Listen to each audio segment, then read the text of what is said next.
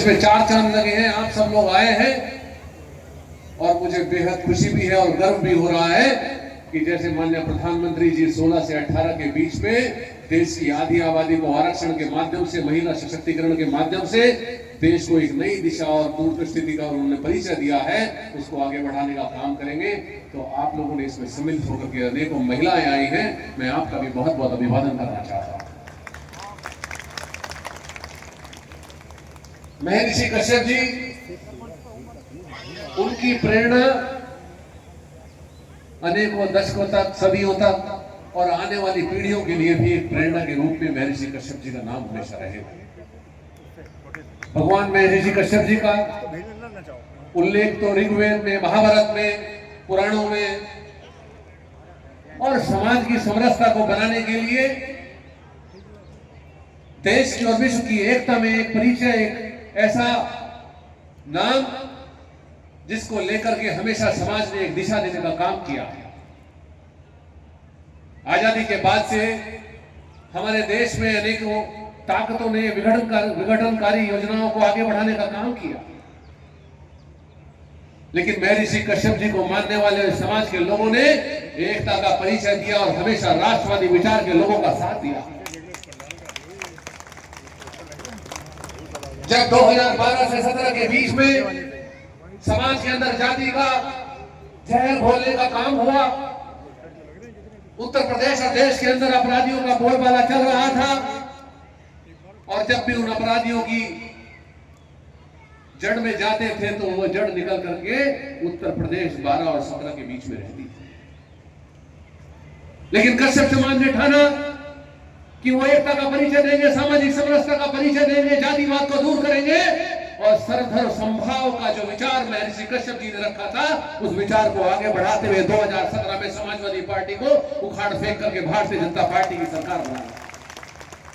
मैं आप सब लोगों को बधाई देना चाहता हूं कि आपने 2014 में माननीय प्रधानमंत्री जी के नेतृत्व की सरकार का समर्थन किया, उनको उत्तर प्रदेश से जिता करके, पूरे देश में जिता करके प्रधानमंत्री बनाने का काम किया। और वैसे ही जब उत्तर प्रदेश में अराजकता फैली थी, उत्तर प्रदेश में अपराध फैला था, भ्रष्टाचार फैला था, गुंडाई फैली थी, हर जनपद में माफिया होते थे, तो आपने समाजवादी पार्टी को भी उखाड़ फेंकने का काम किया और भारतीय जनता पार्टी के प्रचंड बहुमत की सरकार बनाई। मैं आप लोगों का अभिनंदन करना चाहता हूं कि केवल आप लोग यही नहीं रुके, 2022 में भी आप लोगों ने भारतीय जनता पार्टी का साथ दिया और उत्तर प्रदेश में पुनः कमल खिला। केंद्र में हमारी लगातार 3 बार की सरकार है,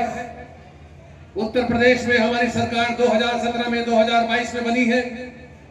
और मुझे विश्वास है डॉक्टर दिनेश शर्मा जी जनपद में आए हैं, एनडीए के गठबंधन तीनों सीटें जीत करके शामली जनपद से 3 फूल इस बार दोबारा लखनऊ भेजना का प्रयास करें। और मैं आपके बलबूते पर कह सकता हूं, क्योंकि भारतीय जनता पार्टी की सरकार वो राष्ट्रवादी सरकार है, हम जाति और धर्म के भेदभाव पर काम नहीं करते। हमारे लिए तो युवा एक जाति है, महिला एक जाति है, हमारे लिए तो किसान एक जाति है, गरीब एक जाति है। हम इनके लिए काम करते हैं, राष्ट्रवाद के लिए काम करते हैं, देश को आगे बढ़ाने के लिए काम करते हैं। तो इसीलिए तो पार्टी कहती है नेशन फर्स्ट सेल्फ लास्ट, राष्ट्र सर्वप्रथम हमारे लिए है।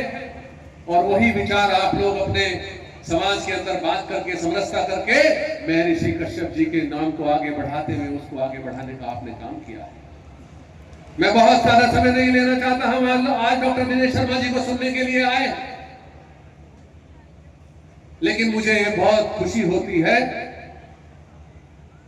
कि जब 1953 में श्यामा प्रसाद मुखर्जी जी ने कहा कि कश्मीर भारत का अभिन्न अंग है, वहां पर 2 विधान, 2 निशान, 2 प्रधान की नीति नहीं चलेगी, तो दशकों बाद जब भारतीय जनता पार्टी की सरकार बनती है तो 2019 में माननीय प्रधानमंत्री जी के नेतृत्व में, माननीय गृह मंत्री जी के नेतृत्व में धारा 370-35 से हटती है। जब 1980 के दशक में शाहबानो केस होता है, समान नागरिक संहिता की मांग उठती है, तो भारतीय जनता पार्टी की सरकार जब दूसरी बार बनती है तो उत्तराखंड के अंदर समान नागरिक संहिता को लागू करने का काम होता है और गुजरात में इसका प्रस्ताव भेजा जाता है। जब देश को हजारों लाखों किसान भाई गरीब मजदूर भाई वो पाकिस्तान और अफगानिस्तान में रह जाते हैं और देश की नागरिकता उनको 70 वर्ष तक कांग्रेस नहीं देती है, तो हमारी सरकार बनती है तो सिटीजनशिप अमेंडमेंट एक्ट, नागरिकता संशोधन कानून लागू होता है। ऐसे हजारों नागरिकों को देश की नागरिकता देने का काम होता है, जो किसान मजदूर के रूप में इस देश में आ गए थे 70 वर्ष तक, उनको नागरिकता नहीं दी गई होगा। ये सब आपके सम्मान को बढ़ाने वाले कार्य हैं। हमारे देश के अंदर उत्तर प्रदेश की सरकार आपके सम्मान को कभी कमी में कम नहीं रहने देगी।